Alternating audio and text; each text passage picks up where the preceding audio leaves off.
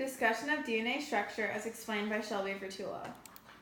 Deoxyribonucleic acid, referred to as DNA, stores all of our genetic instructions. It literally programs all of our cells. Each somatic cell, which is a body cell, has 46 chromosomes, which are packed together tightly in the nucleus of the cell with proteins. Each chromosome contains DNA. DNA is a polymer. A polymer is a molecular structure with repeating units bonded together. The repeating unit bonded together for DNA is called a nucleotide. A nucleotide consists of a 5-carbon sugar, called deoxyribose, a phosphate group, and one of 4 nitrogen bases, adenine, thymine, cytosine, and guanine. Nucleotides linked together are called polynucleotides. The DNA shape is like a twisted ladder and is called the double helix, as represented by the picture on the right. The picture on the left shows that each of the sides of the ladder are held together by sugar-phosphate bonds that form the backbone and are chemically in opposite directions. A phosphate binds to the sugar molecule's 5th carbon, and then the next connecting with the sugar molecule's 3rd carbon, creating a 5' to 3' pattern. The opposite occurs on the other side, with the phosphate first binding to the sugar molecule's 3rd carbon, and then the next connecting with the sugar molecule's 5th carbon. The stairs of the ladder of DNA are formed by nitrogen bases, specifically adenine, guanine, thymine, and cytosine. Cytosine and thymine are considered pyrimidines, while guanine and adenine are considered purines. Base pairing takes place between a purine and pyrimidine. As I enjoy playing tennis, I think of the nitrogen bases like a doubles tennis match. Adenine is always thymine's partner, and cytosine is guanine's partner.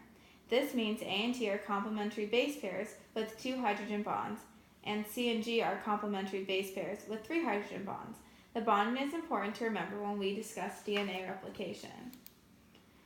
It is a base sequence that allows each of us to be unique. As example, chromosome 1 contains 247 million base pairs. Each somatic cell has 46 DNA molecules packed into its nucleus, which is about 6 billion base pairs. So, for the 5' to 3' sequence of ATGGCTAC, its complement is, wait for it, TACCGATG. Given the initial sequence, it is always possible to predict the complementary sequence. In eukaryotes, each chromosome is made up of DNA wrapped around proteins called histones to form structures called nucleosomes. Another nucleic acid in all cells is ribonucleic acid, or RNA. It is a polymer of nucleotides, just like DNA. The difference between DNA and RNA is that RNA is single-stranded, has ribose as its 5-carbon sugar, and contains the nitrogen base uracil instead of thymine. RNA is involved in the production of proteins from the DNA code. Now let's talk about DNA replication. The first step for DNA replication is the breaking of hydrogen bonds between the 2 antiparallel strands, which is initiated by the enzyme called helicase.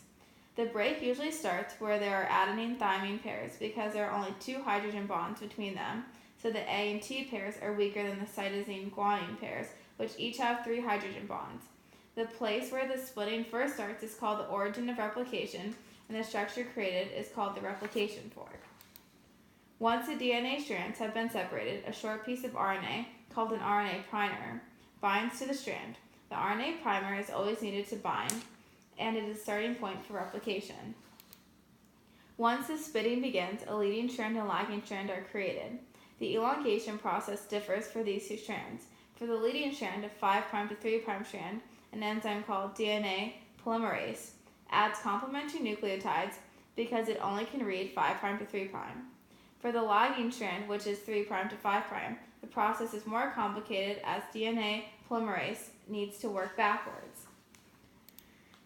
RNA primase adds more RNA primers for DNA polymerase to read the segments, which are called Okazaki fragments.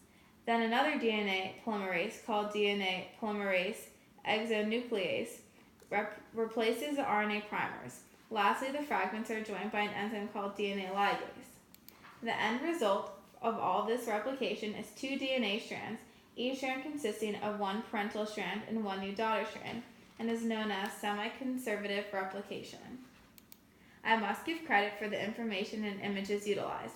I hope you found this to be clear and informative. Thank you.